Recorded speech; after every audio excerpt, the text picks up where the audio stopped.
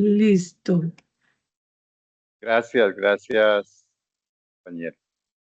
Perfecto. Entonces estamos ya todos listicos. Ya empezamos entonces nuestra segunda clase de la introducción al Pentateuco. Perdón, de introducción a los libros históricos. Espero que todos estén pues que estemos todos bien, activos, con ganas de aprender cada día más. Si el profe está listo, nosotros también. Entonces vamos a comenzar, que voy a compartir para que hagamos todos la oración que tengo acá pendiente. Bueno, entonces en el nombre del Padre, del Hijo, del Espíritu Santo. Amén. Vamos a hacer despacio, cada uno desde su pantalla, y vamos a decir: dame siempre tu palabra. Señor, dame siempre tu palabra cotidiana. Es como el pan que sacia y provoca más hambre de ti. Es como el agua, riega, refresca, fecunda, limpia y estimula el ansia de ti. Es como la luz, ahuyenta las tinieblas e ilumina los ojos para que contemplen mejor tus maravillas en las criaturas. Es como una voz misteriosa y penetrante.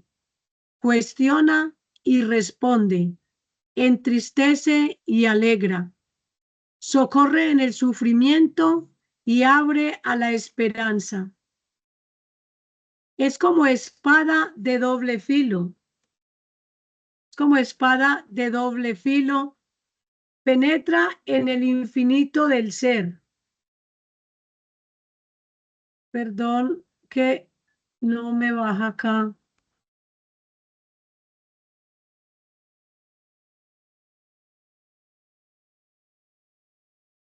Es como una voz misteriosa y penetrante. Cuestiona y responde. Entristece y alegra. Socorre en el sufrimiento y abre a la esperanza. Es como espada de doble filo. Penetra en el infinito del ser.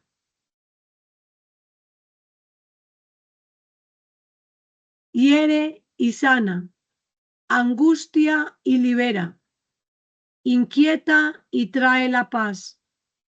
Y cuando hiere de muerte al hombre viejo que existe en todos nosotros, alumbra al hombre nuevo, creado en la verdad y la justicia, en la libertad y en el amor de Cristo. Gloria al Padre, al Hijo y al Espíritu Santo. Gloria al Padre, al Hijo y al Espíritu Santo. Gloria al Padre, al Hijo y al Espíritu Santo. Entonces, que el Señor nos bendiga, el Santo Espíritu de Dios nos ayude a entender bien el mensaje que Él quiso transmitirnos por medio de los libros históricos. En el nombre del Padre, del Hijo, del Espíritu Santo. Amén. Bien pueda, profe Gonzalo. En sus manos está el micrófono y el Espíritu Santo que me lo ilumine. Gracias. Vamos y vaya. Creo que ahí ya se está viendo, ¿cierto? Pues vamos a poner pantalla completa.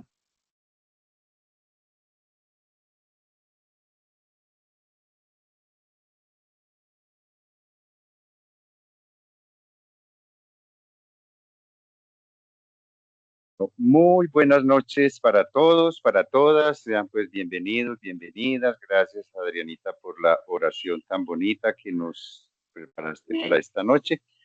Vamos entonces a continuar con esta travesía que comenzamos la semana pasada por la literatura del Antiguo Testamento, que denominamos libros históricos. Pues ya vimos toda la introducción, contextualización, etcétera. Vamos a ver entonces hoy cuál es el primero de los libros que nos trae el libro de Josué. Ese es el primer libro que llamamos históricos, ¿no? Con el libro de Josué, entonces, ¿qué se pretende? Se pretende responder a la pregunta, a la inquietud de la gente, la inquietud del pueblo sobre el tema de la tierra. ¿En qué quedó esa supuesta promesa por allá hecha a Abraham en la antigüedad? Promesa de la tierra, una tierra que ha pasado pues por tantas peripecias.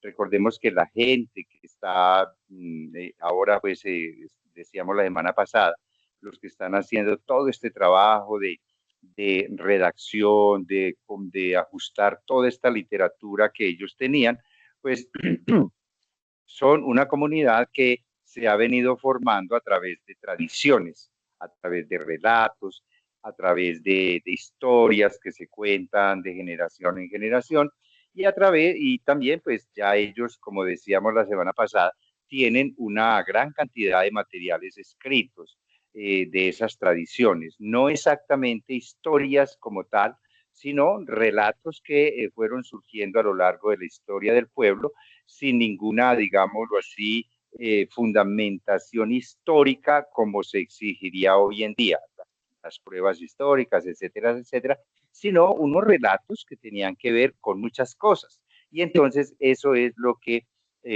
hace o realizan todos estos líderes religiosos de la época del posexilio, tratando de organizar toda esa literatura. Entonces, para responder a ese tema o a esa pregunta, ¿cómo así esta tierra es o no es de nosotros? Entonces,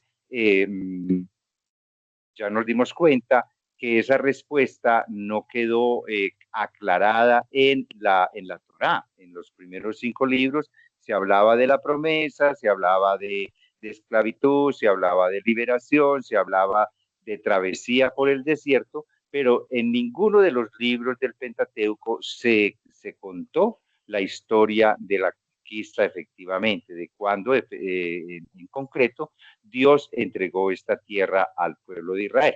Entonces, eso es lo que los autores deuteronomistas, los autores de esta corriente literaria, que ya la semana pasada se las describí, la corriente deuteronomista, entonces tratan de responder. Ellos no se ponen a escribir cosita por cosita, sino más bien que van cosiendo, van cogiendo materiales escritos y los van cosiendo, los van uniendo con nuevos materiales, con nuevas cositas, nuevas ideas, pero no se trata pues de que ellos estén escribiendo aquí efectivamente un libro, sino la intencionalidad sobre todo era dar a entender y pues darle la confianza al pueblo de que esta tierra que Dios prometió a Israel un día fue conquistada y entonces pues a eso le van a dedicar este rollo, no todavía libro, los libros todavía no se conocen, sino los rollos. Entonces en este rollo que la tradición reconoce como el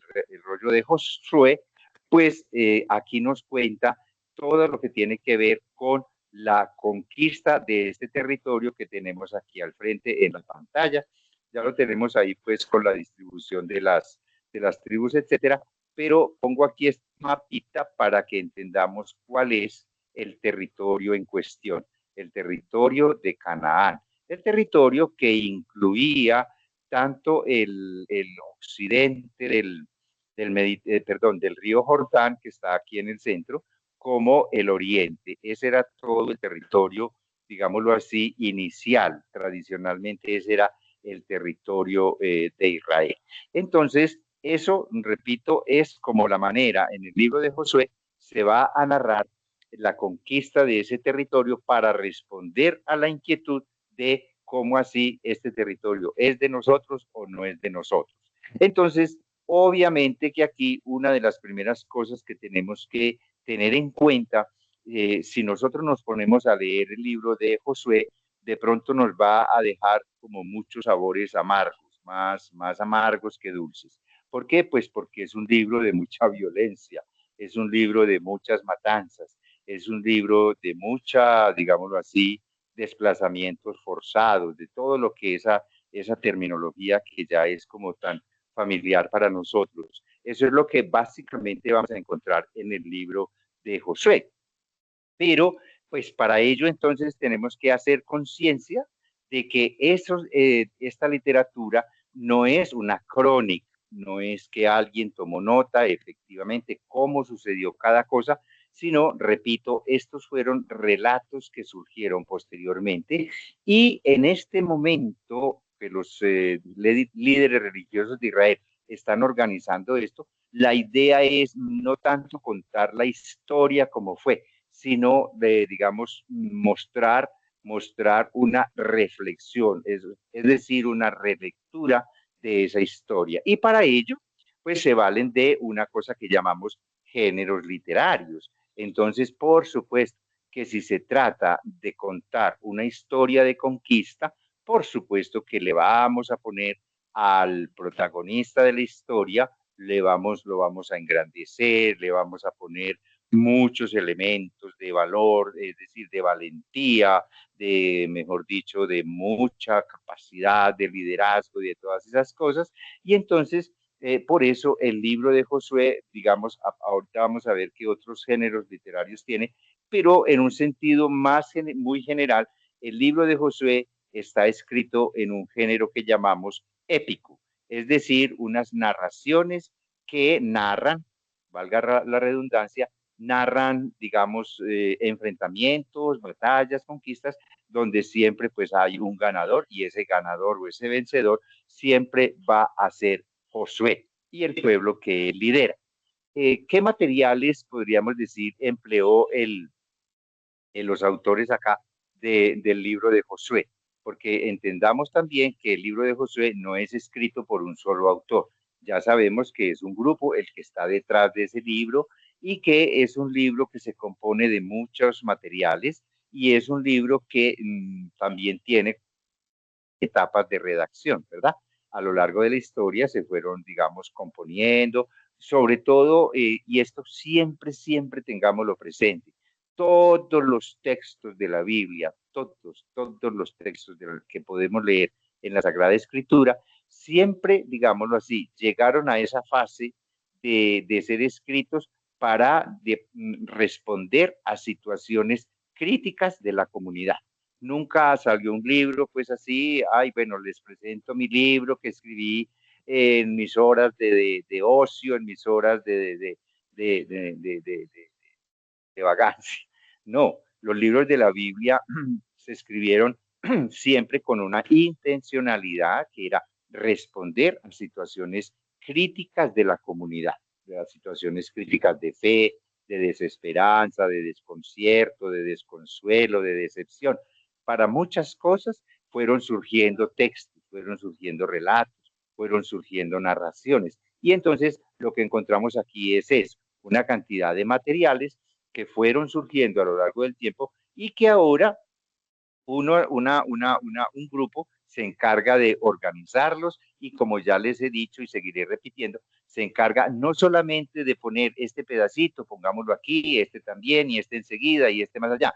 Eso es lo que se llama una tarea compilatoria. Los autores aquí no son simples compiladores. Los autores aquí son autores en el sentido de que toman una narración, la organizan, le hacen los ajustes y van organizando todo eso hasta obtener un rollo completo. Es exactamente lo mismo que se hace o que hicieron los evangelistas, Marcos, Mateo, Lucas, Juan, también les tocó hacer esa misma tarea, coger tradiciones, coger relatos que circulaban en la comunidad y ellos los fueron organizando, no como simples compiladores, sino como teólogos con una finalidad, con un objetivo específico, por eso son autores de los evangelios, ¿verdad? Bueno, entonces, ¿cuáles fueron los materiales que se utilizaron aquí? Pues son materiales que obedecen a distintos géneros literarios. Por ejemplo, los capítulos 2 al 9 del libro de Josué son puras leyendas etiológicas, leyendas que tienen que ver con la conquista de la tierra, o la primera, digámoslo así, el primer grupito que manda a Josué a explorar la tierra, todo, qué es lo que va, qué es lo que van a conquistar, todo eso. Ahí está la leyenda de la toma de Jericó, la leyenda de la ayuda que en esa conquista de Jericó les prestó la prostituta Rabat, eh, sí, una mujer pues que les ayudó en todo eso. Bueno, todo eso son leyendas etiológicas. ¿Qué es una leyenda etiológica? Es un cuento que surge, nadie sabe quién lo compuso, igual que entre nosotros. En nuestras regiones siempre hay cuentos, los cuentos de Cosiaca en Antioquia, los cuentos de por allá de Pedro Rimales, de yo no sé quién. En toda cultura siempre surgen cuentos, leyendas, y muchas de esas leyendas, muchos de esos relatos surgen pues porque alguno se preguntó qué pasó aquí, por qué este río pasa por acá y no por allí, por qué esta montaña, por qué este monte, por qué este nombre, etcétera, etcétera. Entonces van surgiendo relatos, van surgiendo relatos a cosas tan sencillas. Por ejemplo, a mí me gustó mucho cuando trabajé en el Chocó, en una comunidad, una noche conversando pues con los campesinos chocuanos, me dijeron, padre, ¿usted sabe por qué el martín pescador solo come una vez al día? Entonces mire que hay de fondo hay una etapa que digamos es una observación y hay una pregunta. ¿Por qué el martín pescador solo se le ve pescar una vez al día? Y entonces, pues yo dije, yo ni idea, no sé de por qué solamente pesca una vez al día. Entonces me dijeron, vea, muy sencillo. Lo que pasa es que cuando Dios hizo a todos los animales, Él les iba preguntando, ¿cuántas veces quiere comer al día? Y todos decían, dos veces, tres veces, cuatro veces, en fin. Miren, por ejemplo, las gallinas no tienen acabadero, desde que se levantan hasta que se acuestan siempre están picando y comiendo. Entonces, cuando le preguntó al Martín Pescador, él muy arrogante le dijo, las veces que a mí me dé la gana. Así contestó el Martín Pescador. Y entonces Dios ya no le gustó esa respuesta y dijo, por grosero y altanero, una sola vez vas a comer al día.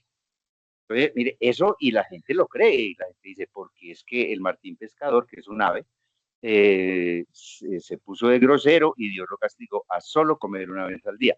Pero obviamente que eso ya, si lo vemos a un nivel ya más científico, técnico, lo que sea, pues obviamente que un pájaro no va a poder comerse dos veces al día. ¿Por qué? Pues porque con uno que se coma, ya el resto del día se lo pasará en digestión.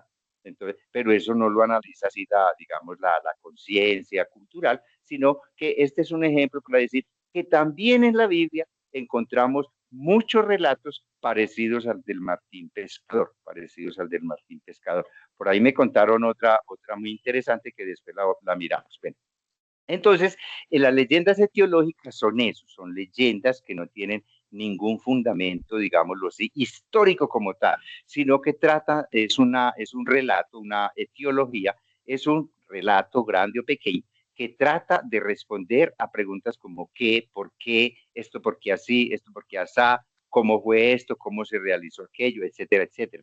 Como no quedan registros históricos o documentos, memorias, pues que fundamenten unas explicaciones, entonces la gente misma va componiendo sus relatos. Ya, por ejemplo, en la segunda parte del libro es muy cansona, la segunda parte del libro de Josué, porque es puras descripciones de fronteras y listas de pueblos, es decir, como ya la segunda parte del libro, la primera parte nos narra todo lo que fue la conquista, la segunda parte entonces nos va a narrar todo el tema de la distribución de la tierra. Entonces, fulanito le tocó esto por aquí, este territorio o este terreno, esta propiedad de esta tribu, comienza aquí, sigue para allá. Es como leyendo es como leer una escritura pública.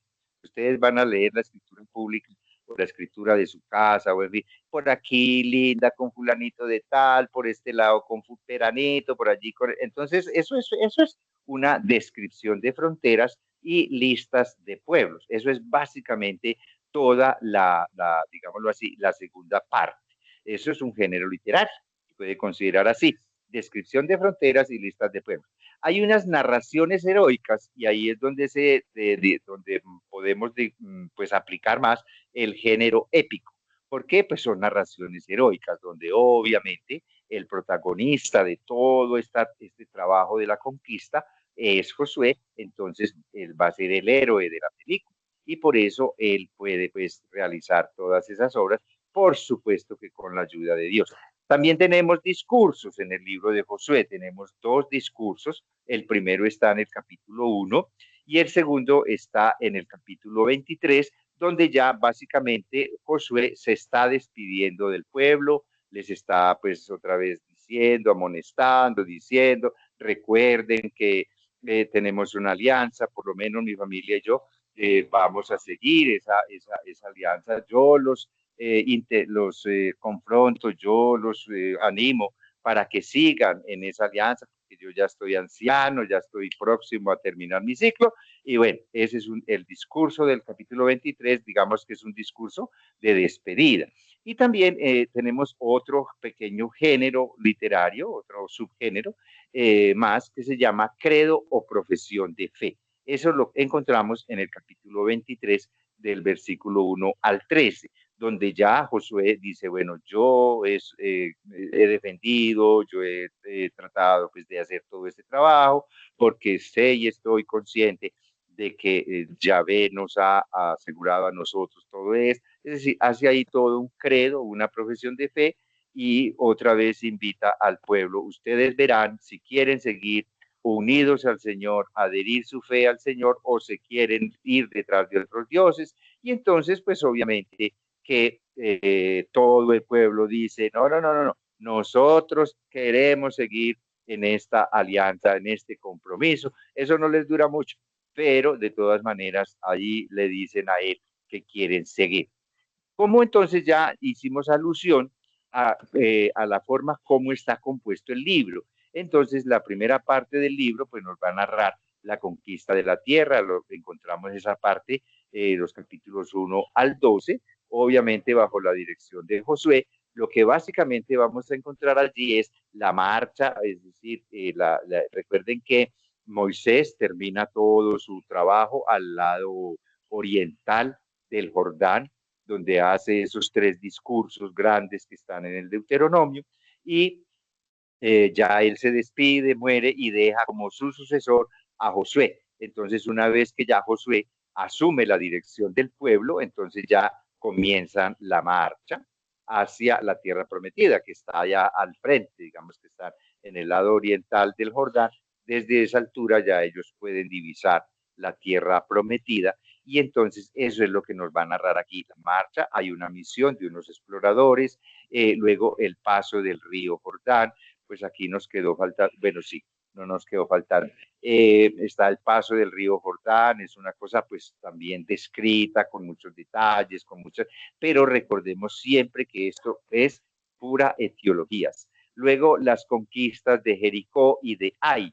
Ai es una ciudad cercana a Jericó, pues que es una de las primeras conquistas que va a realizar el pueblo de Israel. Luego está el anuncio de la ley entre los montes Ebal y Garizim. Devolvámonos un poquitico para que miremos aquí, mire, aquí está Jerusalén, aquí donde está mi cursor, arriba está, por acá está el río Jordán, está Silo, y aquí en el norte, al norte de Jerusalén, está Siquem, y ahí en Siquem está el monte Ebal. El monte Ebal.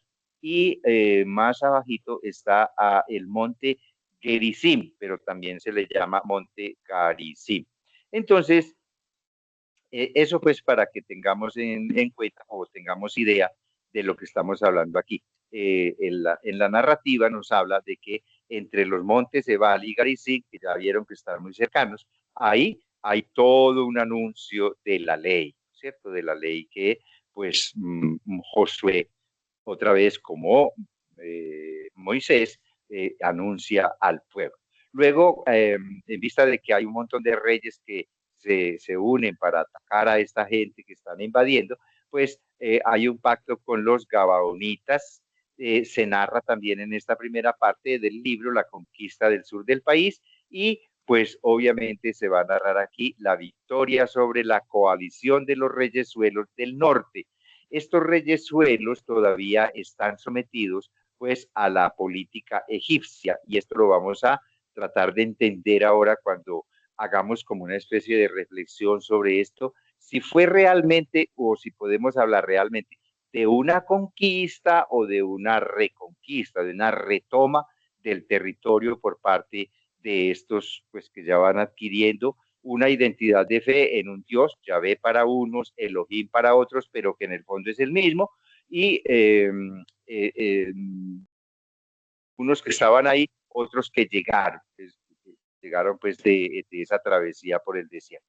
La segunda parte del libro entonces nos va a relatar la repartición del país entre las tribus. Ya les había dicho, pues que eso es pura lista de ciudades, lista de una cantidad de cosas, relata la repartición de las tribus, nombra las ciudades sacerdotales y de asilo, y también informa sobre la reglamentación de las tribus o de la reglamentación en esas relaciones entre las tribus de la Transjordania y de la Cisjordania. Me devolví otra vez al mapita para que veamos cómo aquí está el río Jordán, en el centro del territorio está el río Jordán. Y ustedes ven que tanto al oriente, tribus. Entonces, ¿cuáles son las tribus de la Transjordania? Para identificar la Transjordania, digamos que es el territorio que está al oriente del Jordán.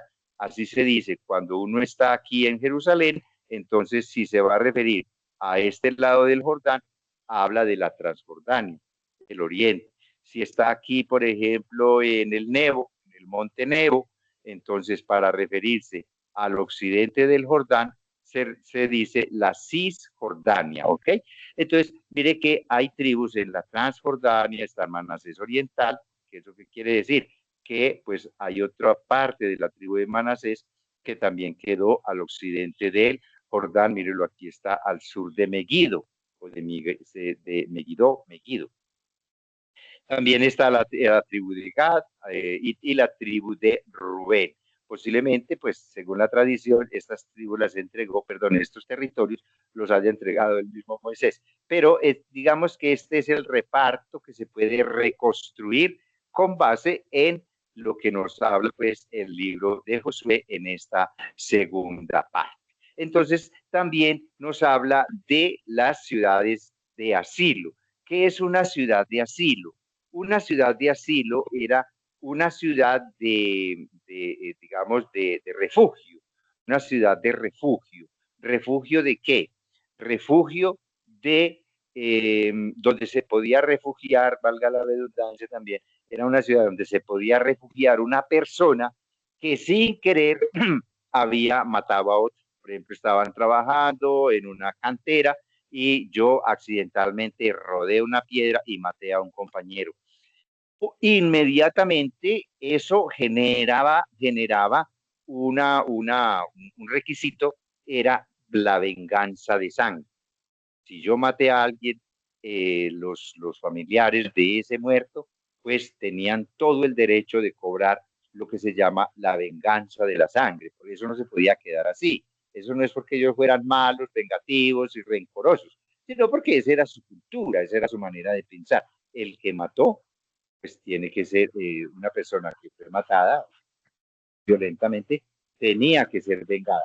Pero en este caso, tratándose de una muerte accidental, tratándose de una muerte accidental, sin voluntad, sin querer, entonces, pues la persona tenía derecho a huir y para eso entonces se nombraron unas ciudades asilo. Nos dice el libro de Josué, pues en la segunda parte, nombra como casi como 10 ciudades, casi 10 ciudades, póngale 6, 7 ciudades, donde quedan declaradas como ciudades asilo o refugio para un asesino involuntario. Eso nos da una idea de que, no sé, como que ocurrían muchos casos, pues para haber nombrado tantas ciudades. O bueno, también podría ser, dependiendo de las cercanías a ciertos territorios, Entonces, no, perdón, no hay que asociar pues el número de ciudades con la cantidad de casos, sino más bien ciudades que podrían quedarle más cercanas al que cometiera este delito involuntario. Entonces, eso en la segunda parte quedan establecidas las ciudades de asilo. Y hay un requisito que tenía que hacer la persona que llegaba a una ciudad corriendo desesperado, se tenía que parar en la puerta de la ciudad, en la plaza, y a los ancianos y jueces de esa ciudad decirle, mire, yo vengo aquí para refugiarme, porque me están persiguiendo o posiblemente me van a matar, porque yo sin querer maté a un compañero y todo ese cuento. Entonces ellos le tenían que, pues obviamente, eh, propiciar la manera de encontrarle una vivienda y de que él se metiera allá y estuviera allá. Parece ser que la legislación era fuerte hasta que muriera el sumo sacerdote de esa ciudad. Cuando muriera el sacerdote de esa ciudad, el sumo sacerdote, entonces ya el exiliado podía irse, podía salir tranquilo, ya había estado suficientemente tiempo de asilo y ya sus vengadores tenían que respetar ese asilo, ese tiempo. ¿Verdad? Bueno, entonces eso es lo que básicamente sucede en la segunda parte del libro. Partición de los territorios, el nombramiento de ciudades sacerdotales y ciudades de asilo, y también pues la reglamentación o unas reglas que van a, digamos, a normalizar o a regular las relaciones entre las tribus de la Transjordania y las tribus de la Cisjordania. Eso es más o menos así en términos generales lo que contiene el contenido general del libro de Josué. Queda una pregunta pues inmediata. Cuando uno lee el libro de Josué, la pregunta es, ¿esto sí sería realmente así, tan rápido, sí, tan en corto tiempo, toda esta conquista y ya de una vez todo el mundo ya ubicadito en su territorio? Entonces, pues eso genera muchas preguntas, todavía no éticas, sino más bien históricas. ¿Sí sería así la conquista de la tierra o qué pasaría? Porque es que, como ya sabemos, ninguno de estos relatos es, digamos, efectivamente histórico en el sentido moderno de la palabra. Son relatos en la Biblia. Primero se da un hecho, como haya sido. Nadie tomó nota, nadie tomó la foto, nadie hizo el videíto, nadie subió nada a las redes sociales porque no habían. Entonces, eso queda así, pero con el correr del tiempo, por alguna causa, se vuelve a hechos del pasado, por lo que les dije ahorita, porque el pueblo de pronto está desanimado, la gente como que quiere caminar a esto, la gente está decepcionada, quizás no ven pues como que se avance, etcétera, etcétera. ¿Qué hace la comunidad? Pues generar estos relatos con base en hechos del pasado que fueron de pronto muy mínimos, muy imperceptibles o muy pequeños, pero ahora los agrandan, le meten ya todo el poder de Dios para animar a la gente. Básicamente es territorios en Canaán, no haya sido una conquista tal como está descrita aquí, sino más bien como una retoma del territorio, porque recordemos esto, Canaán pues, tenía sus pobladores, tenía su gente que vivía de lo que trabajaban, comunidades por aquí, comunidades por allá, comunidades más allá, y con digamos, el advenimiento del imperio egipcio, esas comunidades fueron perdiendo poco a poco, fueron perdiendo su libertad, fueron perdiendo su autonomía, fueron perdiendo su riqueza, que era la tierra, fueron perdiendo esa posibilidad de vivir de lo que ellos, de consumir lo que ellos producían, de vivir de lo que ellos producían, fueron pasando a ese fenómeno de tener que pagar un impuesto para cultivar lo que era de ellos. Eso es lo que nos describe básicamente allá, o que nos queda descrito en la novelita que mencionábamos la semana pasada, en la novelita que llamamos la historia de José en Egipto. Es esa novelita donde se narra cómo estas comunidades fueron perdiendo todo eso que les acabo de decir. Todas las comunidades, no estamos hablando de israelitas, porque aquí no solamente están los israelitas, todavía no se conocen israelitas. Entonces, digamos que el imperio egipcio se fue apoderando, no empoderando, sino apoderando de todos estos territorios, sometió a la gente a la tributación, al tributo, y aparte de eso, muchos fueron a parar a Egipto y allá pues servían como esclavos. Quizás se fueron, como muchos de aquí se van para el norte, con ese sueño de que allá van a mejorar, de que allá van a tener unas oportunidades para ayudar a su familia, y allá quedan peor de lo que estaban acá. Eso mismo le sucedió a mucha gente y le sucede a mucha gente cuando estamos sometidos como a los criterios de un imperio.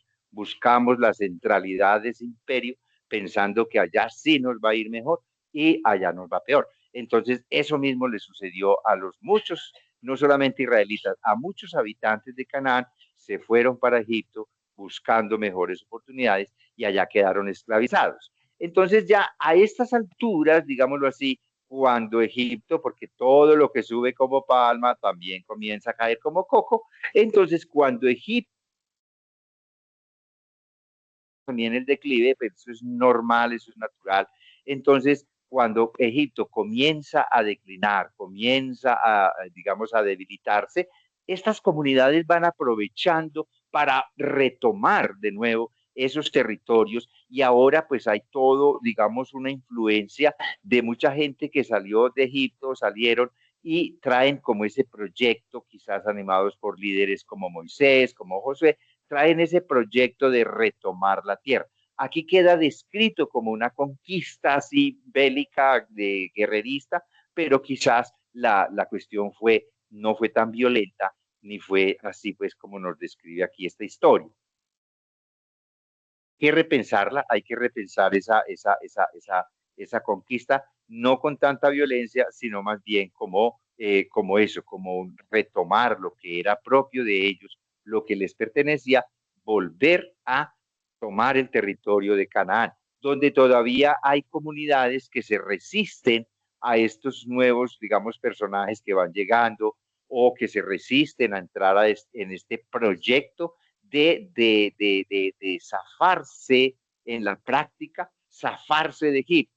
Siguen muchas comunidades, siguen muchos pueblitos con esos reyesuelos que mencionábamos ahora, con muchos reyesuelos que todavía son chupamedias de Egipto, le quieren todavía mantener a Egipto ahí su representatividad. Estos reyesuelos no eran autónomos, siempre dependían del otro más grande, que era Egipto. Recordemos que la metodología imperial de los egipcios fue la creación de ciudades-estado. Entonces, en toda esta región había presencia de Egipto, no porque el faraón estuviera presente en todo, sino porque en cada parte había una, ¿cómo se llama? Una construcción, una ciudad-estado donde estaba representado el poder egipcio. Entonces aquí, imaginemos más bien, no esas guerras tan violentas, sino más bien esa especie de, Haga la bueno, logística. de esa especie de retoma, ¿no es cierto?, del territorio. Pues por supuesto porque hay todo ya como una toma de conciencia de que esta tierra nos pertenece y la vamos a volver a tomar.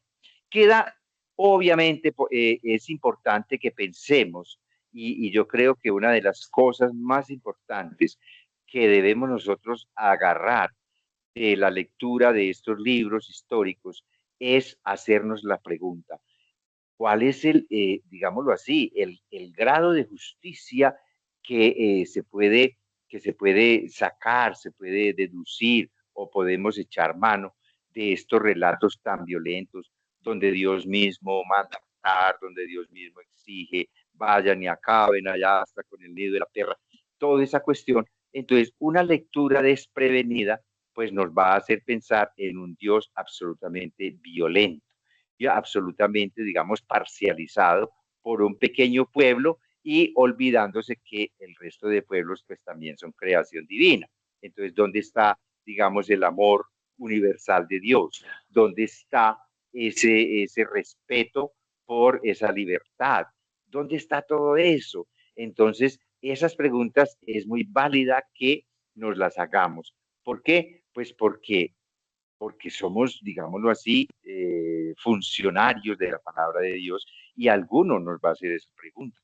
Alguno nos va a hacer esa pregunta. ¿Cómo así que ustedes creen en esta, lo que ustedes dicen, palabra de Dios, donde Dios está aquí mandando matar, donde Dios está mandando a expulsar gente que está tranquila en su territorio? Dios la está mandando expulsar. Y recordemos que aquí en nuestra Colombia esa historia de desplazamientos, esa historia de apropiaciones o de expropiaciones violentas a los campesinos, uy, uno puede, pues muchos podrían decirme, pero es que Dios está de acuerdo. Mire que ahí en el libro de Josué, Dios mismo mandó a Josué a que desplazara a toda esa gente, los amonitas, los moabitas, los iba a decir jesuitas, los jebusitas y una cantidad de pueblitos. Entonces, eso como que Dios lo permite.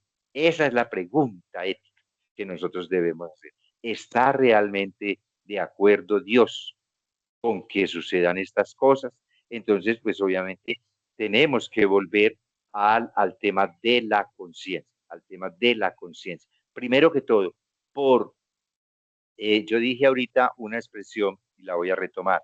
¿Dónde está ese amor universal de Dios? Bueno, eso no se lo podemos, digamos, exigir a un pueblo como estas comunidades que apenas están tratando de conformarse, apenas están tratando de configurarse como pueblos.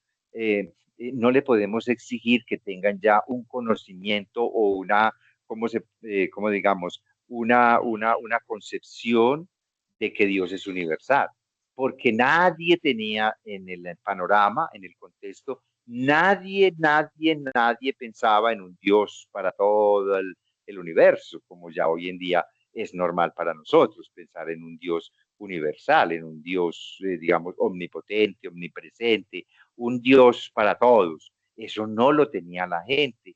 La gente tenía fe en muchos dioses. Inclusive una familia podía tener el Dios de la cosecha, el Dios de la lluvia, el Dios de la sequía, el Dios de la salud, el Dios de no sé qué. Entonces había dioses para todo. Israel no es la excepción, o lo que va a hacer posteriormente Israel no va a ser la excepción.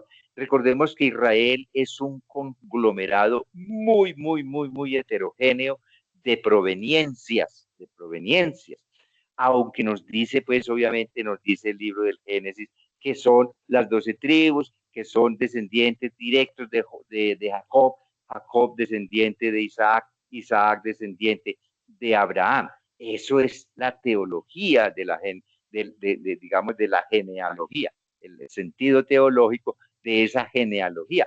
Pero históricamente el pueblo, lo que en el Antiguo Testamento llegó a ser Israel, es una fusión de muchas personas, de muchas proveniencias, y cada uno con sus ideas, cada uno con su teología, bueno, con su modo de ver, con su modo de creer, con los dioses que tenía, que es un proceso que poco a poco va cuajando en una, digámoslo así, en una convicción monoteísta.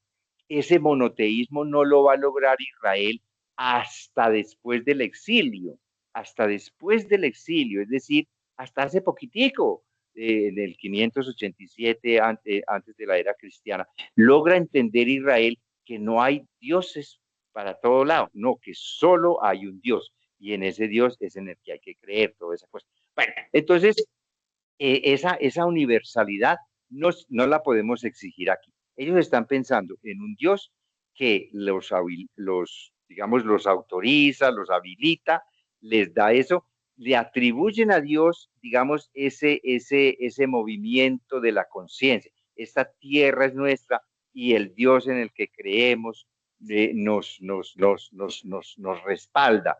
Entonces, por eso ponen en boca de Dios esas órdenes de ir, de expropiar, de sacar, de quemar, como vamos a ver en el libro de los jueces también, esas normas que se dan sobre la cuestión del anatema, que en que estaba,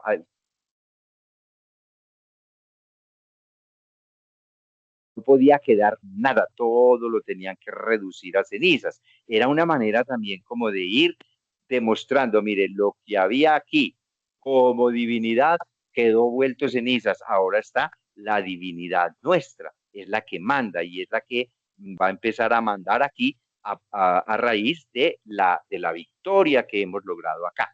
Es como la explicación que hoy podemos darle a eso. Entonces, obviamente que, pues, digamos que en esto no podemos pensar que Dios ha cambiado su forma de pensar o que estemos hablando de un Dios diferente al Dios allá, al Dios del Éxodo, al Dios de la liberación.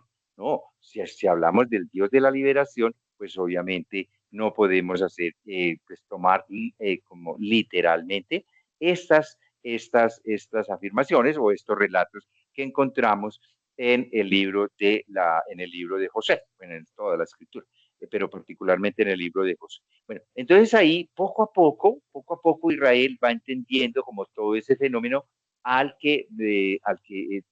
que va viviendo el fenómeno de la apropiación o de reapropiación de la tierra, de todas esas cosas como Israel va viviendo históricamente.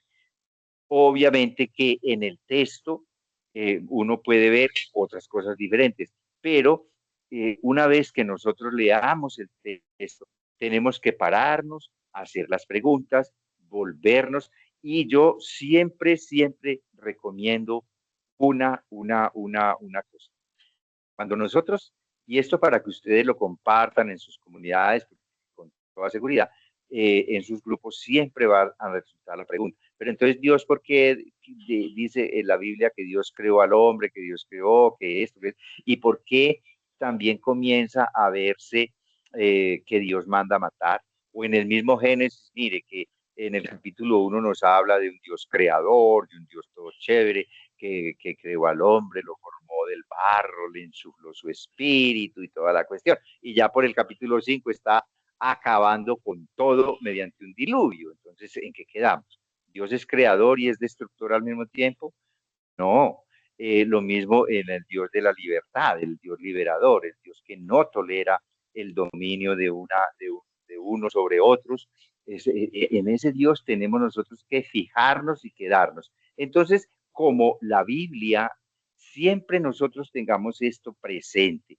La Biblia es una colcha de retazos, digámoslo así, en muchos aspectos, pero solo pensando en la cantidad de enfoques, en la cantidad de percepciones, en la cantidad de imágenes sobre Dios, la Biblia es todo una colcha de retazos. Todos sabemos qué es una colcha de retazos, ¿no es cierto? Un pedacito rojo, otro verde, otro amarillo, otro azulito, otro verdecito, otro amarillo pollito, otro rojito claro. Eso es una cosa terrible. Se ve bonito, pero es una colcha de retazos. No, no, es como casi como difícil, complicadísimo llegar, por lo menos en el Antiguo Testamento, a decir, bueno, ¿cuál es entonces la verdadera imagen? La única, tiene que haber una, la imagen de Dios que yo la pueda utilizar y que yo no me la deje quitar de nadie. Entonces yo siempre recomiendo que vayamos a Éxodo 3 del 7 al 8, 9. Éxodo 3, 7 a 9. Quedémonos con esa autorrevelación de Dios. Dios, Yahvé, que se le presenta a Moisés y que le dice, he visto la opresión de mi pueblo, he escuchado sus clamores, los he escuchado y he venido para trabajar, para meterle a esta vaina todo lo que sea para liberarlos, para liberar. Entonces, quedémonos solo con esa imagen de Dios. Ya tenemos la otra, que es la de Dios creador, pero ya el Dios que se va a meter en el rollo de la historia humana, entonces quedémonos con esa imagen de Dios. Si esa imagen que tenemos de Dios ya, que nosotros tenemos que ir madurando, la tenemos que ir construyendo, tenemos que ir haciéndonos conscientes de ella, entonces con esa imagen de Dios, con ese concepto, con esa idea de Dios, ya nos queda más fácil entender toda esta literatura, entender todos estos relatos, pues no los vamos a calificar de que son mentirosos, de que son engañosos. No. No. Ese no es la finalidad. Son relatos que están ahí y que les sirvieron a las comunidades de aquel tiempo, pues para responder cuestionarios, para responder cuestiones, cuestionamientos, para quedar tranquilos, para fortalecer su fe, para entender poco a poco que hay un Dios que después, como ya les dije, lo van a llegar a descubrir como ese Dios universal, como ese Dios para todos, sin excepción. Entonces, bueno, con esa imagen que nosotros podemos ir haciendo el juicio, podemos ir haciendo el análisis crítico de estos relatos. Primero, nunca tomarlos literalmente. Segundo, darles el valor que tienen de verdad. La verdad para los israelitas, ese fue el grado de su conciencia. Recuerden, esto no lo podemos pues quedarnos leyendo todos estos textos así como los tenemos aquí. Yo se los voy a pasar después para que lo vuelvan a mirar, lo vuelvan a estudiar, lo vuelvan a analizar poco a poco, ¿no es cierto? Porque esa es la idea, que aquí pues hacemos como una especie de untadita de todo esto. Ya después ustedes en sus grupos pueden retomar los materiales, irlos leyendo poco a poco. Por eso a mí me gusta mucho esta partecita, todo esto que está desde el libro de Josué, está tomado de un módulo de estudio de la FUCLA, hecho por el padre Gonzalo de la Torre, pues porque es una persona que explica muy bien y sin complicaciones, sin complicar la vida, no es a nivel científico ni complicado, sino que él va tratando siempre de que esto lo llevemos al punto que tiene que llegar, es la acción liberadora de Dios. Uno de los elementos, digámoslo así, que justifican esta creación de esta literatura es la necesidad de recuperar la esperanza, ¿no es cierto? Recuperar la esperanza. Entonces, pongámonos nosotros en el lugar de todos los que regresaron del exilio, con toda esa historia del pasado, la destrucción del Reino del Norte, la destrucción de Jerusalén, todo eso, toda esa, digámoslo así, todo eso que le ha tocado vivir a estas comunidades del cercano oriente, pero de una manera muy especial, pues los israelitas, que son los protagonistas de toda esta literatura bíblica. Entonces, pues obviamente que sería lo más lógico es que tengan esa desilusión, esa desesperanza, ese desánimo, ese no, definitivamente no vale la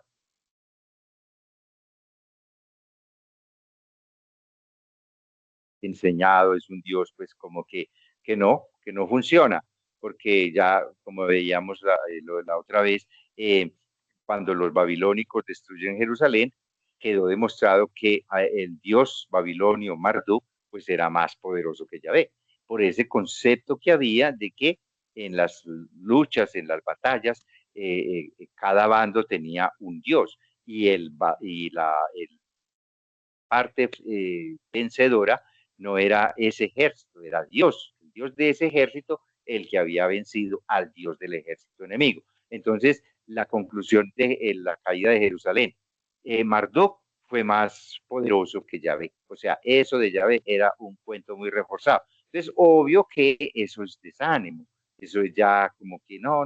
Entonces, todos estos relatos, toda esta organización que están haciendo estos líderes religiosos es tratando de recuperar esa esperanza del pueblo, tratando de recuperar la esperanza. Entonces, obviamente que ese trabajo lo hace muy bien la escuela deuteronomista, ¿no es cierto? Que la escuela deuteronomista pues busca darle esa esperanza, esa reconstrucción de la fe a su gente israelí. Adrianita, vamos a descansar antes de las 8, faltan 5. Como quiera, profe, bien pueda si quiere y regresamos entonces en 5 minutos. Listo, en 5 minutos Muchas gracias, profe. regresamos. Bueno. Ok.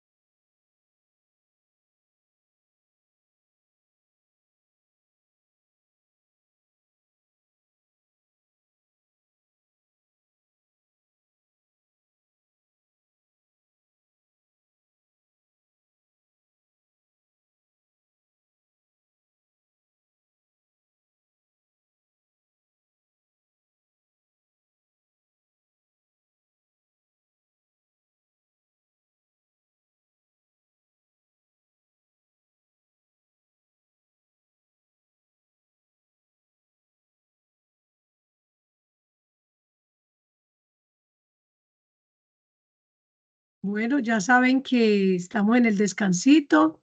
Enseguida el profe que entre, acuérdense en lo de la foto para la evidencia de la clase, o la hacemos después de que él nos termine el tema, para no interrumpirlo. En el momento de las preguntas, encendemos las cámaras y luego nos tomamos la foto. Bueno, muchas gracias a ustedes por permanecer ahí.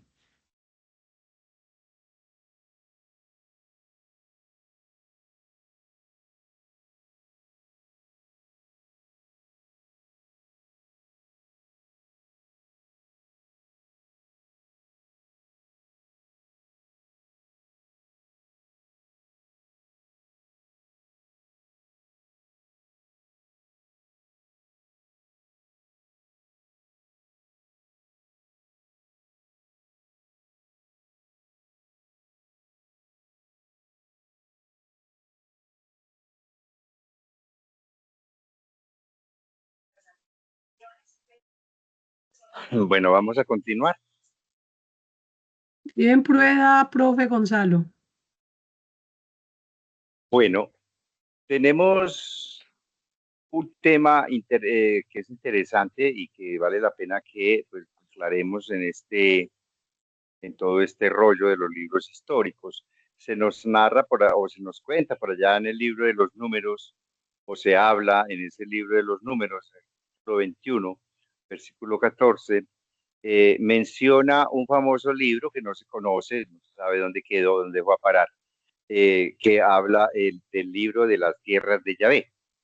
Eso para decir que había un concepto, como les acabo de decir ahorita, había un concepto religioso para, pues como para calificar o justificar la guerra, ¿no es cierto? Que esas guerras, lo que les decía, siempre se hacían a nombre o en nombre de una divinidad.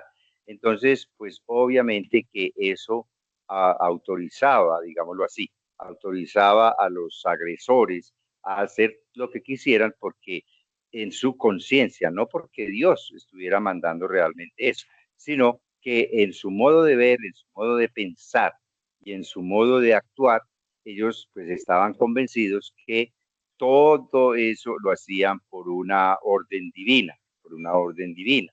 Entonces, eso generaba como la inquietud o la conclusión más bien de que la guerra era santa, que era ordenada directamente por la divinidad. Para los israelitas, todas estas batallas y toda esta cosa lo hicieron, digamos, en nombre de Dios.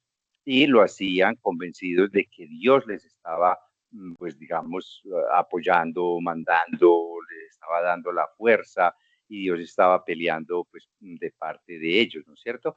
Entonces, digamos que no, esto no es una cosa que podemos nosotros seguir sosteniendo. Ningún acto violento puede ser, digamos, justificado por ningún aspecto religioso, ni político, ni nada, sino que, pues obviamente, repito, era el modo de pensar, el modo de, digámoslo así, conectar supuestamente con un proyecto de las divinidades. Y los israelitas pues no son la excepción. Ellos están convencidos de que lo que hacen lo hacen en nombre de Yahvé, lo hacen sin ningún escrúpulo, lo hacen sin ponerse a pensar, realmente Dios quiere esto, realmente Yahvé, que es el Dios de la libertad, el Dios de la vida, quiere esto, no lo quiere. Ellos no se ponían a pensar eso, estaban convencidos de que así es como tenían que hacer. Por eso hacen tanta fuerza, por ejemplo, en el tema del anatema. El anatema, como ya les dije, era cuando se conquistaba una comunidad, cuando se conquistaba una región, todo el botín tenía que ser quemado, tenía que ser vuelto cenizas. Eso se llama en hebreo el herem, que pues lo traducen los biblistas, lo traducen como anatema, declarar anatema. ¿Por qué? Pues eso los liberaba como de tener contacto con esa divinidad a la que habían vencido a través del ejército que presentaba una divinidad. Entonces, pues ellos no querían nada, no se querían contaminar con nada que tuviera que ver con el pueblo que habían vencido que tenían pues unas costumbres, tenían una religión o tenían una fe, estaban convencidos que el Dios de ellos también estaba de parte de ellos. Entonces, eso es lo que básicamente, pues digamos, concluían ellos. Todo el tema de la guerra, todo el tema de los botines, en fin, que se lograban en la guerra, pues era permitido por Yahvé, exigido por el mismo Dios. Esta práctica de quemar, de volver cenizas, todo lo que cogían como botín, pues va a llegar un momento en Israel en que va a desaparecer. Y básicamente va a ser en el tiempo de Saúl. Saúl, pues no va a hacer esto, más bien va a conservar las cosas que quita. El botín de guerra lo va a conservar. Y eso, pues obviamente, es una contradicción a lo que está mandado. Pero Saúl tenía su forma de ser, su forma de pensar, y pues no podía o no quería desaprovechar digamos, tesoros quizás, todo lo que agarrara como botín de guerra, pues no lo quería perder. Entonces, ese va a ser uno de las causas por las cuales Saúl no va a ser como muy querido ni muy, digámoslo así, simpatizante o tenido en cuenta por Yahvé, precisamente por eso, porque comienza como a contravenir esa orden que pues está dada, ¿no es cierto?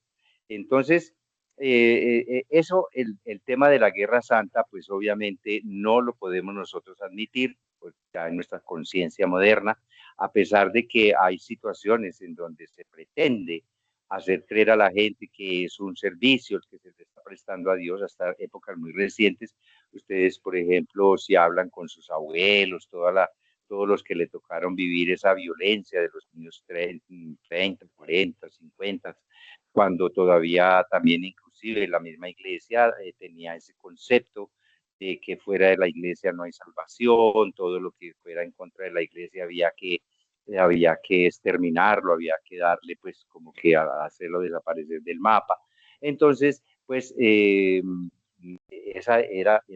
son como esos gestos todavía o esos rezagos de que a Dios hay que prestarle un servicio de esa categoría, atropellando violentamente todo eso. Las mismas cruzadas también tuvieron esa intención, digamos, de guerra santa, de ir a recuperar los lugares santos.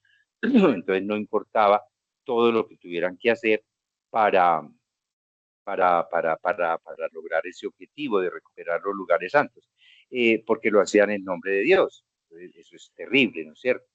Ustedes saben que aquí en Colombia, de toda esa violencia de liberales y conservadores, pues algún predado se le ocurrió inclusive expresarlo así desde el púlpito, que matar liberales no era pecado, porque los liberales no creían en Dios, porque los liberales estaban en contra de Dios. Dios mío bendito. Entonces, mire que todavía quedan esos rezagos y quedan como esa tentación de llegar a estos extremos justificando un punto de vista religioso. Eso entonces, pues por supuesto que Israel participaba en un contexto histórico. Israel está, digamos, en esa misma situación y por eso lo hace con todo eso. Pues para nosotros queda para nosotros como esa necesidad y esa tarea, esa misión de ir depurando todo esto, mirándolo con una mirada crítica, como les dije ahorita, teniendo en cuenta pues que nada de esto lo aprueba Dios, la violencia no la aprueba Dios, pues porque Él no es el Dios de la violencia, no es un Dios de sangre, es un Dios del amor. Por fortuna, la Sagrada Escritura ya tenemos el otro lado de la historia, digamos, el otro punto de referencia que es Jesús, en donde ya a partir de Él nosotros tenemos que volver a digamos, todos estos relatos, todas estas narrativas, las tenemos que analizar ya desde ese punto de vista, desde la enseñanza de Jesús. Entonces, con eso, pues así, una visión muy rápida del libro de José.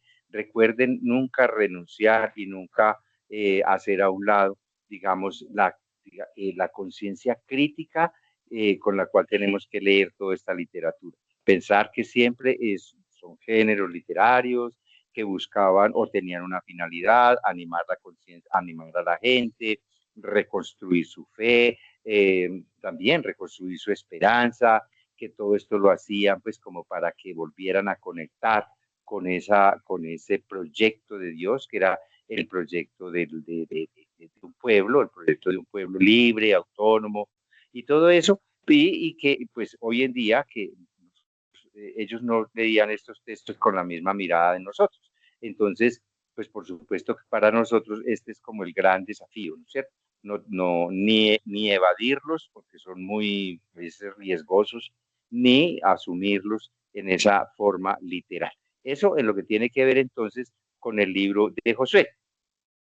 Con respecto entonces al siguiente libro que continúa después de Josué, tenemos el libro de los jueces. Es un libro, digámoslo así, que se llama así, porque digamos que los protagonistas de este libro son unas personalidades que quedaron en la conciencia del pueblo con ese nombre de jueces, que no eran como los jueces de nuestra época, magistrados o cosas por el estilo, eran personas, digamos, que surgían en un momento determinado para ayudarle al pueblo en una situación crítica, en una situación de amenaza, sobre todo de amenaza externa. En el libro de los jueces nos vamos a dar cuenta, un libro pues que está construido en torno a 12 figuras, 6 de las cuales son llamados jueces mayores y otros 6 son denominados jueces menores. ¿Por qué los llaman los jueces mayores? Porque se les dedica pues como más amplitud en la narración, tuvieron más, digamos, incidencia o tuvieron más tiempo de ejercicio de esa tarea de liderar al pueblo de Israel en situaciones, como dije, en situaciones críticas. Entonces, por eso se llama el libro de los jueces. Ese libro de los jueces, pues más o menos recoge lo que se puede pensar como la experiencia de vida de los israelitas una vez que tomaron posesión de la tierra de Canaán. Si el libro de Josué nos narró pues así la toma de la tierra, la repartición entre las tribus y nos contó que esa conquista fue rápida, eso fue en un santiamén, conquistaron el territorio. Aquí nos vamos a encontrar con que esa conquista no fue tan rápida, que presentó muchos problemas, que muchas comunidades se resistieron y quedaron ahí, es decir, quedaron como una especie de piedra en el zapato para los israelitas, porque siempre fueron para los israelitas un problema, una amenaza. Entonces había, pues obviamente había incitaciones a la violencia, amenazas de que les iban a quitar sus territorios, le iban a invadir sus territorios, etcétera, etcétera. Y pues fue de acuerdo con lo que nos narra el libro de los jueces, es una conquista muy lenta y completamente incompleta. Entonces, conquista lenta y conquista incompleta. Poco a poco Israel se fue posesionando por allí, se fue posesionando por allá, con enfrentamientos, muchas veces que fueron derrotados y toda esa cosa. Pero digamos que la, la, la dinámica que nos transmite el libro de los jueces es una dinámica muy interesante porque básicamente está compuesta sobre una especie de concepto o de visión de cómo era el actuar del pueblo y las consecuencias que tenía las acciones del pueblo, sobre todo cuando no coincidían con los términos de la alianza. Entonces, si el pueblo se portaba mal, si el pueblo desobedecía a la alianza, descuidaba los aspectos fundamentales de la alianza, pues entonces el pueblo le iba a ir muy mal. Se le iban a venir todas esas amenazas externas de pueblitos cercanos, de pueblitos vecinos, los iban a hostigar y pues le iba a poner siempre en esos grandes aprietos. Cuando el pueblo estaba en esa situación, entonces pues clamaba a Yahvé, nos estaban acabando, nos estaban invadiendo, Y esto fue a causa de nuestro descuido con la alianza. Como decir, hemos pecado, por favor, Señor, ayúdanos. Por eso, digamos que el libro gira en torno como a ese género literario, que se puede decir una especie de juicio teológico que consta de 4 partes fundamentales. Entonces, y ahí van apareciendo las figuras más importantes en este, digamos, en este relato, en este género literario que ya dijimos que es juicio teológico. Entonces, ese juicio teológico tiene 4 partecitas fundamentalmente. La primera es donde se narra el pecado en que cayó el pueblo. Desobedecimos a Yahvé, no fuimos fieles a la alianza, nos fuimos detrás de otros dioses, porque recordemos que estamos viviendo una época en la que hay dioses por todo lado y dioses para todo, y cultos a montón, cultos a veces muy llamativos, cultos que atraían a los israelitas que se estaban pues como en ese proceso de depurar su fe y de irla encauzando solo en Yahvé, pero se sentían atraídos por eso, se iban detrás de esas, digamos, propuestas de cultos a otras divinidades, entonces eso es lo que fundamentalmente nos narra. Entonces, mire, por ejemplo, la Jueces 2:11, 3:7:12, 4:1, 6:11, se narra cómo los israelitas hicieron lo que es malo a los ojos del Señor. Otras veces se narra ese pecado diciendo que abandonaron al Señor y dieron culto a Baal y a Astarte. Baal era el dios más importante de Canaán, era el dios más famoso, dios que digamos en todas partes rendían culto y pues obviamente cuando se le rendía culto a un dios que era para los adoradores, tenía, digámoslo así, como esa identificación masculina, pues obviamente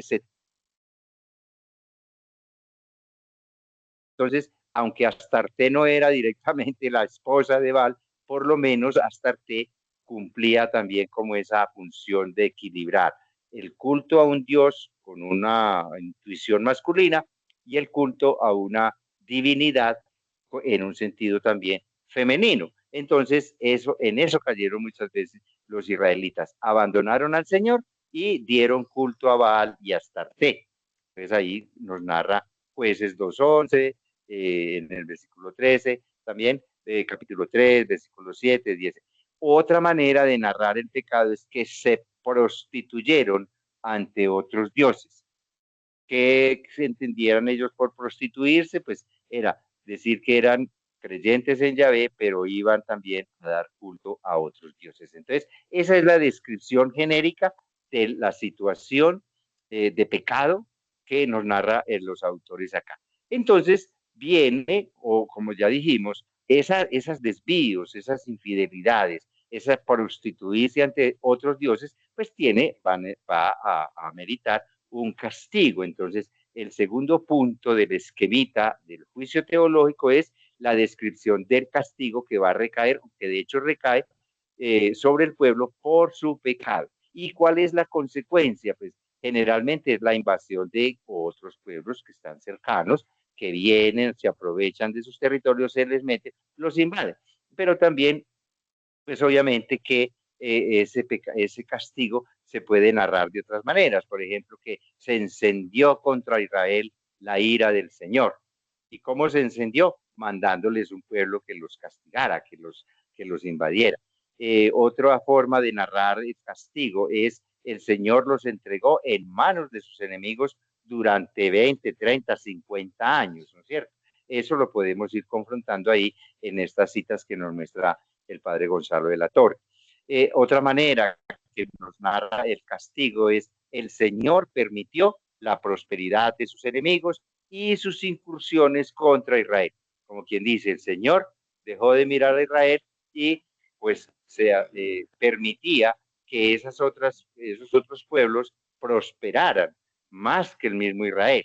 Entonces mire que ya van 2 puntos. La descripción del castigo, perdón, la descripción del pecado, descrito de varias maneras, y también entonces viene en este esquema de juicio teológico, viene la descripción del castigo. Entonces, ahora viene la constancia del arrepentimiento del pueblo. Bien, entonces el pueblo toma conciencia, se arrepiente y nos narra el libro en varios pasajes que los israelitas clamaron al Señor. Y pues obviamente cuando ellos claman al Señor, lo más lógico es que aquí hay un reconocimiento del pecado y la petición de la intervención divina. Y se narra también entonces que el Señor siempre se compadecía de ellos al oírlos gemir bajo la tiranía de sus opresores. Ya ese es el tercer momento. Pecado, castigo, arrepentimiento.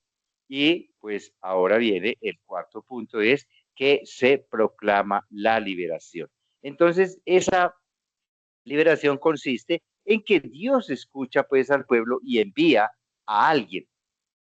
Alguien es llamado, vaya pues usted y lidere a este pueblo. Y esa persona que era llamada para liderar al pueblo en esas circunstancias difíciles, entonces pues obviamente tenía todo el respaldo divino, actuaba en nombre de Dios y por lo tanto sus acciones iban a ser victoriosas porque Yahvé estaba con él. Entonces, esa, digámoslo así, esa dinámica siempre la van a cumplir esos personajes que nos narra el libro de los jueces, que los vamos a mirar acá. Están Otoniel, Ehud, Barak y Débora, Gedeón, Jefté y Sansón. Esos serían los jueces que intervinieron una vez que el Señor decidió pues darle otra vez la oportunidad, darle la manito al pueblo. Entonces al primero que llama es a Otoniel por allá en una situación complicada, también este señor Ehud, Barak, etcétera, etcétera. Y también pues va a haber jueces que el pueblo consideró o que la literatura los considera como jueces menores porque pues sus acciones fueron más reducidas, fueron menor tiempo o porque la situación que les tocó resolver no era así tan complicada. Entonces está Sangar, está Tolá, y Yair, está Ibzán, está Elón y está Abdón, que son entonces los que se consideran como jueces menores. Entonces, este esquema es el, digámoslo así, el que rige como toda la historia que nos narra digámoslo así, las acciones de estos jueces. ¿Qué otros, digamos, elementos literarios? Entonces, repito o recapitulemos. El libro de los jueces es un libro que gira en torno a un género literario que se puede denominar juicio teológico. Y el juicio teológico consta de 4 partes. Una descripción del pecado de Israel, que puede ser infidelidad o se puede decir que cometió lo que no era agradable a los ojos de Yahvé, que se fue detrás de otros dioses, etcétera, etcétera. Esa es como la descripción de la falta que cometió Israel. Luego viene la descripción del castigo. Y el castigo era pues que entonces Israel quedaba como desprotegido por ese pecado, por haberse descuidado en su proyecto, entonces se le venían encima enemigos externos que se venían a sus territorios a hacerle males, etcétera, etcétera. Luego viene la descripción del arrepentimiento, es decir, reconocemos que pecamos, nos están llevando a la ruina, etcétera, etcétera, y pues reconociendo el pecado también está la petición a Dios de que les dé, de que los favorezca, de que les mande un liberador. Dios en el cuarto punto, entonces Dios responde a ese clamor, les envía a alguien. Pero hay una cuestión aquí muy interesante que es que estas personalidades, ninguno de estos jueces, tienen como una duración para siempre, hasta su muerte, lo que podemos llamar una función de por vida, una función para toda la vida, ¿no? Es una función que desempeña liderando al pueblo en una situación de peligro, en una situación de amenaza externa, los lleva al campo de batalla, etcétera, y una vez que se consigue, pues, como ya la paz o se logra pues vencer a los enemigos, entonces ya esa personalidad o ese personaje sigue su vida normal en lo que estaba haciendo antes de venir a cumplir esta tarea, cosa que le podía tomar distintas épocas, distintas digamos, diferentes lapsos de tiempo, 1 año, 2 años, 3, 4, lo que sea. Ese va a ser como el que va a dirigir, a liderar la vida del pueblo hasta que nuevamente el pueblo otra vez cae en esa desgracia, en ese pecado, y otra vez se repite el esquema. Por eso se suceden toda esa fila de jueces, ¿no es cierto? Especialmente pues, de los jueces mayores.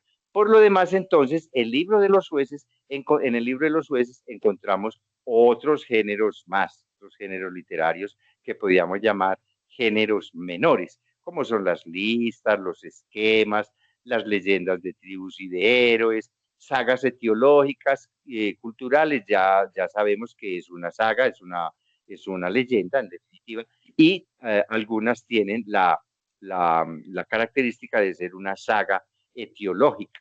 Hay también cantos, el cántico de Débora, etcétera. Hay fábulas y hay adivinanzas. En esta, digámoslo así, esta riqueza literaria, en cada una de estos subgéneros es muy bonito porque podemos encontrar, ya para ir concluyendo, podemos encontrar como ya los primeros rasgos de cómo el pueblo comienza a presentir que aquí se va a dar un cambio, va a haber un cambio en su vida, en su política, en su organización, y es exactamente el cambio que se va a dar hacia la monarquía. Pero eso obviamente lo tenemos que ver en otra sesión, cómo este libro nos muestra una cantidad de contenidos teológicos y al mismo tiempo nos va a ir conectando con los otros dos libros siguientes que, pues en definitiva, son uno dividido en dos, el libro de Samuel, que está dividido en Samuel 1 y Samuel 2, pero que en definitiva lo que nos va a narrar es la decadencia total del proyecto tribal para darle paso al surgimiento de la monarquía. Eso lo vamos a ver entonces la próxima semana. ¿Ok? Sí, profe, la próxima semana con ayuda de Dios, muchas gracias. Eh, la próxima semana mejor dicho, es que nos dejó iniciados. Entonces vamos a esperar y sobre todo me encantó cuando la comparación de la colcha de retazos. Así en nuestra Biblia, por esos géneros literarios tan diversos. Profe, tenemos varias preguntitas, entonces por favor, recuerden levantar la mano. Alexander, ya le vamos a habilitar. Norbert, Rodri, ¿estás por ahí? Sí, adelante, Alexander. Hola, buenas noches, ¿cómo están todos? Buenas noches. Bien, gracias. Bueno, Gracias. realmente súper nutrido con estas informaciones de este gran maestro, muy didacta, profesor Gonzalo. Muchísimas gracias por compartir tanto conocimiento. Y bueno, yo siempre un poco conduciendo esa construcción del libro, de la Biblia, como una de los grandes fuentes pues, de sabiduría.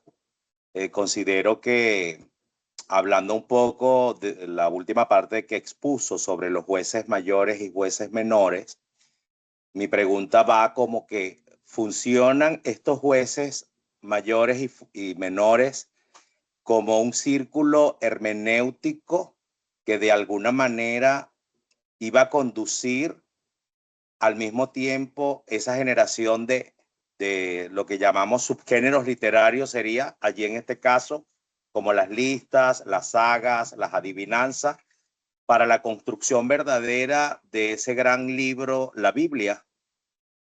O sea, pudiéramos manejar eso como un círculo hermenéutico desde la conformación de cada uno de estos jueces y dar cuenta a través de los subgéneros de la misma vida, los mismos testimonios, las mismas historias, las mismas situaciones incluso sociales, económicas y políticas del momento, que de alguna forma estaban enlazadas con esa palabra religiosa. Bien, Fed, sí, yo pienso que uno en este caso puede adaptar, puede concluir, puede aplicar, por ejemplo, sí, a esa finalidad, como encontrar esa especie de ciclo esta especie de ciclo o círculo que se va dando a lo largo de la historia. Aquí lo que vamos a descubrir también como la finalidad de estos libros, especialmente de Jueces y Samuel, es a través de esos relatos, a través de todos esos géneros y subgéneros, como les decía al final ya de mi presentación, cómo ya nos va insinuando lo nuevo que va a aparecer, que va a ser la monarquía. Inclusive en la misma historia de los jueces, pues hay uno de ellos, Abimelech, que se le metió la idea de ser rey de Israel. Se le llenó la cabeza de ideas o le llenaron la cabeza de cuentos y se quiso proclamar rey de Israel. Con eso, mire que hay una fábula muy interesante y es la fábula de los árboles y de todo, que le dijeron al cedro, las plantas todas se reunieron y le dijeron al cedro, por favor, cedro, déjese coronar como nuestro rey. Y el cedro dijo, yo no me meto con eso. Le dijeron a otro árbol, por favor, sea nuestro rey. Y dijo, no, no, no, no, no. Y así va bajando, bajando, bajando, hasta que la zarza, le dijeron a la zarza que lo peorcito, pues, cuando uno va a limpiar un monte, lo primero que tiene que hacer es limpiar con toda la zarza que hay, la tuna y la maleza. Y la zarza dijo, listo, Calisto, yo sí les hago de rey. Y claro, sale lo peor, ¿qué va a surgir de ahí? Pues un desastre completo, pues porque la zarza, ¿cómo se va? ¿Qué puede provenir de ahí? ¿Cierto? Entonces, es una fábula muy interesante, pero mire, hay ya un gesto real de un juez que quiso hacerse rey. Uno anterior a él, Gedeón, le habían propuesto. Es como el cedro del Líbano que dijo, no señor, yo no hago ese papel de rey. A Gedeón se lo habían propuesto, pero Gedeón dijo, no, el único que debe reinar es Yahvé. El único que debe reinar es Yahvé. Yo no acepto eso. Pero hay otro que sí, es decir, la zarza, la que no tiene ni altura, no tiene ni grosor, no tiene un servicio, digámoslo así, útil. Entonces, esa dijo que sí. Y eso ya es un gesto, es decir, una forma simbólica de irnos insertando en ese círculo que nos va a desembocar en la monarquía. O sea que sí, es posible, ¿cierto? Con cuidadito ir haciendo esa relectura. Muy bien. Excelente, excelente. Sigue. Entendido. Gracias. Rafael. No, sigue Rafael. Maribel. Ah, sí, Maribel, Bien. perdón, sí. Ahí está el orden. Sí, sí, gracias. Gracias, buenas noches. Querido profesor Gonzalo, yo le quiero hacer la siguiente pregunta. ¿El libro Tierra de Yahvé es el que escribe JJ Benítez? ¿Tierra de Yahvé? Sí. Tú nombraste un libro, Tierra de Yahvé. No. ¿Qué libro nombraría yo?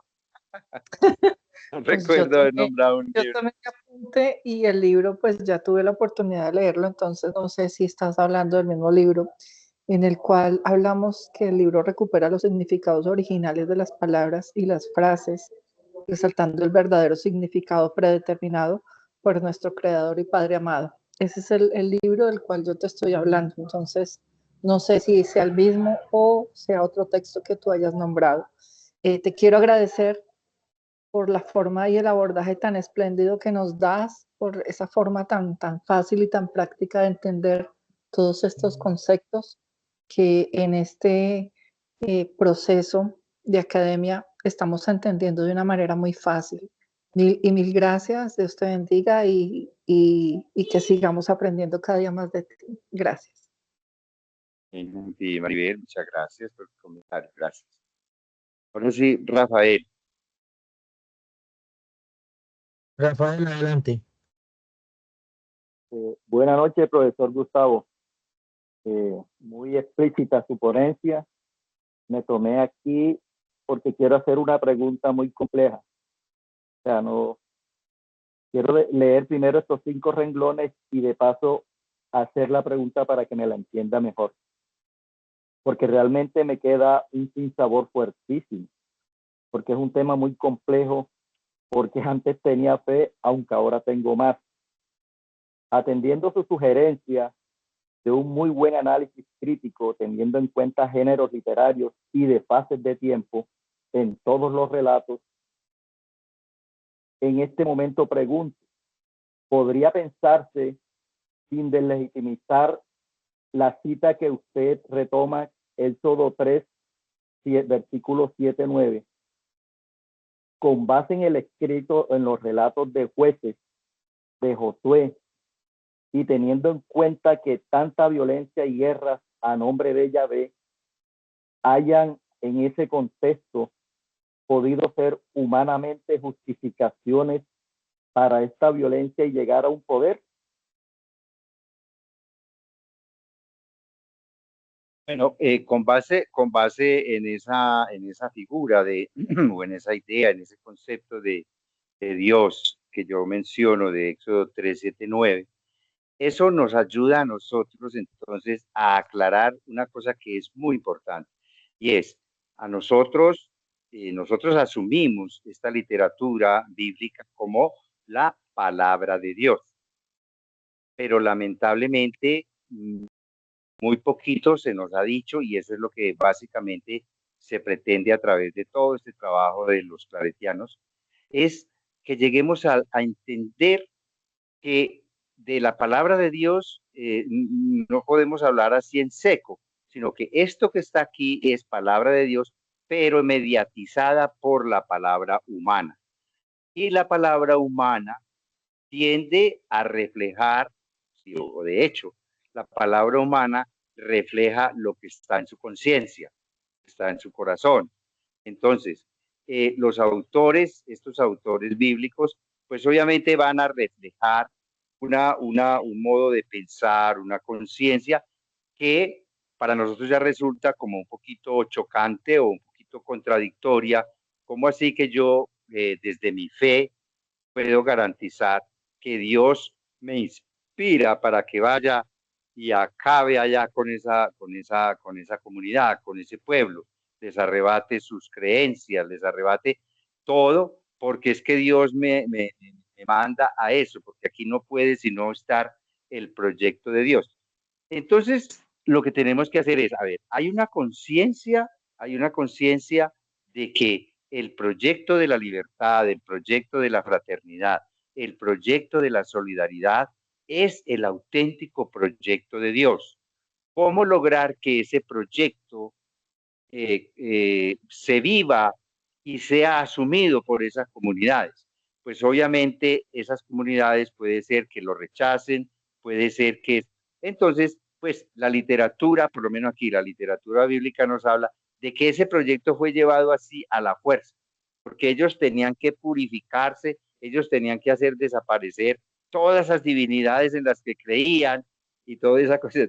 Hay una cuestión muy complicada aquí, que ya uno hoy en día pues no la concibimos así. Es como si nosotros nos fuéramos para una comunidad donde son adventistas, y le vamos a llevar este mensaje. No, ustedes están equivocados, ustedes están en un error, esto es lo que tiene que prevalecer, y el que no lo asuma, entonces al carrizo con esa persona. Eso ya hoy en día no se nos pasa por la mente, ¿verdad que no? Pero en la antigüedad sí, porque había ese concepto de que esas divinidades había que hacerlas desaparecer, y esto se le ponía, digámoslo así, el motete, se le ponía la justificación de que eso era lo que Dios quería. Pero entonces ya uno tomando la cosa desde esa figura del Dios que escucha, que ve, que eso, ya uno dice, aquí no hay un Dios que se me parezca a este. Luego aquí lo que prima es ese criterio humano. Es un criterio humano que pretende ayudar a Dios, pero lo hace mediante unos mecanismos muy tenaces, muy violentos, muy sanguinarios. Entonces, no, ese no puede ser el camino. Respetamos esto que le sirvió a esta gente pero nosotros lo tenemos que releer desde esa imagen de Dios que me la refuerza, efectivamente me la refuerza Jesús de Nazaret, que Jesús de Nazaret es básicamente como la encarnación, ya la humanización, esa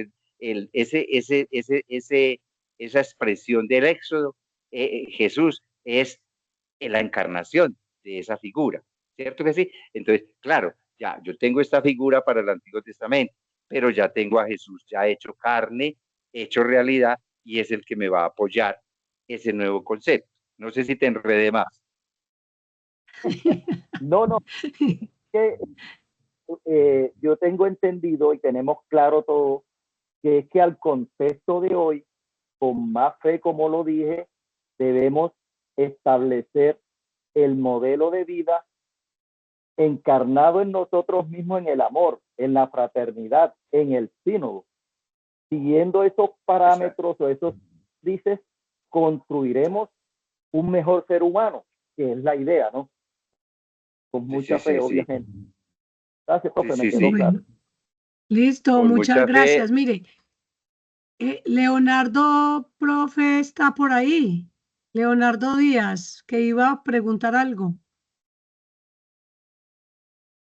Mientras tanto, dice que el libro que Maribel estaba pidiendo, o que había pues dicho, nos dice Norberto que se llama es el libro Guerras de Yahvé.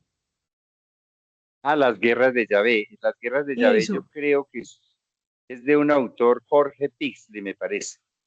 Jorge Eso. Pixley. Y Nancy Rodríguez, profe, dice que el libro de las guerras del Señor era sin duda una colección de cantos guerreros que no se ha conservado hasta el presente. La cita bíblica de estudio está en la de Dios habla hoy, ahí en pie de página de la cita de Números 21:14. Posiblemente la escribí yo ese comentario, no sé. Seguramente. Entonces, bueno, quiero saber si Norberto está, Leonardo, para hacer la pregunta, porque miremos que ya falta un cuarto para las 9. Entonces, miremos, ¿Leonardo está ahí? Maribel levantó la mano nuevamente. Maribel, sí.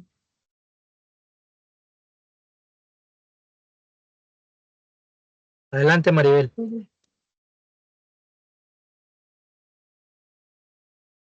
Prenda el micrófono, Mari. Listo. No, el libro que yo dije que he leído y que creí que era el mismo que habían comentado es de JJ Benítez. Y exactamente el libro tiene como título Tierra de Yahvé. No es el otro que están diciendo. Entonces, el otro ya me dejan la duda porque lo voy a leer. Pero el que yo leí fue el de JJ Benítez. Y más exactamente ese es el título. Las guerras de Yahvé es un libro que se menciona en el libro de los números, pero que no se conoce. Sí, Okay. ese libro se menciona en el libro de los números, pero no se sabe dónde quedó. Los israelitas no lo publicaron. Vale, gracias. Pero sí hay, pero sí hay creo que hay un librito o un artículo de un señor Jorge Pixley, él es un norteamericano de una iglesia, no me acuerdo, pero es un gran biblista que trabajó en Nicaragua mucho tiempo. Él tiene una cosa, si no estoy mal, se llama así, Las Guerras de Yahvé, haciendo alusión pues como a todas estas guerras de Josué, de jueces, que uno cree pues que Dios o que Yahvé estaba por allá empantanándose pues hasta el alma metido en eso, y desafortunadamente eso nos ha traído muy mala, digámoslo así, percepción de lo que es Dios verdaderamente. ¿Sí? Claro. Bueno, de todas maneras, buscaré. Mi profe, muchas gracias. Quiero la foto, por favor. La foto. Bueno. Prendan sus cámaras. Perfecto. Sí, este Leonardo como que ha tenido dificultad para el ingreso. A ver, vamos a ver exacto cómo quedamos. Perfecto. Entonces, la primera. Una leve sonrisa. Es una leve sonrisa. Perfecto. Bueno, ahora entonces miremos si hay otros más que ya se quieran como conectarla, prender la cámara y nos fuimos. Perfecto. Entonces, si de pronto Leonardo quería hacer la pregunta, me puede escribir de pronto en el chat y con mucho gusto se la hacemos al profe, porque ya se están saliendo muchos, porque ya nos faltan 10 para las 9. Que Dios Intenta y la Virgen me Leonardo. los... Leonardo, ya, sí, ya entró otra vez. Sí, yo busco un Leonardo, pero no sé si es él, pero ya lo habilité. No, Mira a ver si puede activarlo. no, Leonardo, no, es que he estado con problemas del internet. He estado saliendo y entrando. Sí, por acá está Leonardo. Leonardo Díaz, pero no tiene el Unido. micrófono. Ajá. Vea, volvió y se salió. Bueno, Es que ha estado con problemas de se le internet. cayó, sí. Entonces, sí, para todos, entonces una feliz noche. Que Dios me los acompañe. Descansen. Nos vemos la Bueno, próxima semana. Claro, descansen bastante. Gracias, Gonzalo. bueno, feliz luego. noche. Feliz noche.